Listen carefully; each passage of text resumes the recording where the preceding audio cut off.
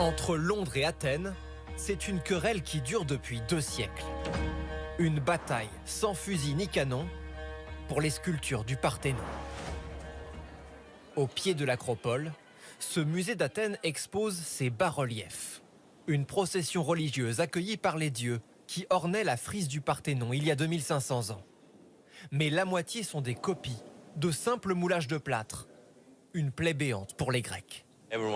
Tout le monde sait ce qu'il manque à notre musée. Les marbres, bien sûr. C'est une partie de notre histoire qui nous manque. Nous avons un beau musée, la place des originaux est ici. Depuis 200 ans, les originaux se trouvent à Londres. Des frises, mais aussi ces sculptures issues des frontons du Parthénon. Pillées selon les Grecs, acquis légalement rétorque le British Museum, avec l'accord des autorités turques qui occupaient la Grèce au début du 19e siècle. Mais ces dernières années, l'opinion publique britannique a changé de camp. Il faut les rendre. C'est du pillage. Si c'était l'inverse et qu'ils nous avaient pris des morceaux du palais de Buckingham pour les mettre dans un musée grec, on voudrait qu'ils nous les rendent, n'est-ce pas? Alors, le Royaume-Uni se prépare-t-il à rendre ses sculptures à la Grèce? Depuis quelques mois, d'intenses négociations secrètes se tiennent derrière ses fenêtres, chez l'ambassadeur de Grèce à Londres, pour trancher un débat explosif. D'un côté, les opposants au retour des sculptures. Cet historien, par exemple, demande à reconnaître le rôle des Anglais dans la préservation des marbres.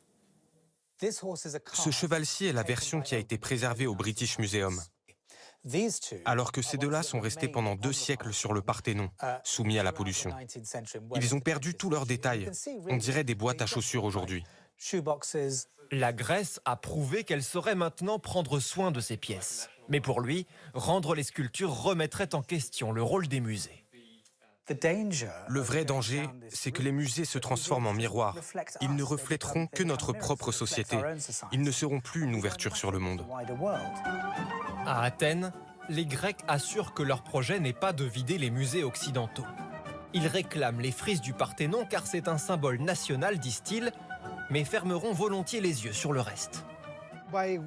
En collaborant avec la Grèce, le British Museum pourrait conserver une grande partie du patrimoine grec que nous ne réclamons pas et établir ainsi un précédent selon lequel il ne rendrait pas tout ce qui a été pillé dans bien d'autres pays.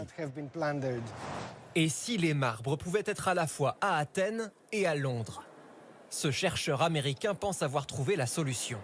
Sans demander la permission, il a réalisé un scan numérique des sculptures du British Museum.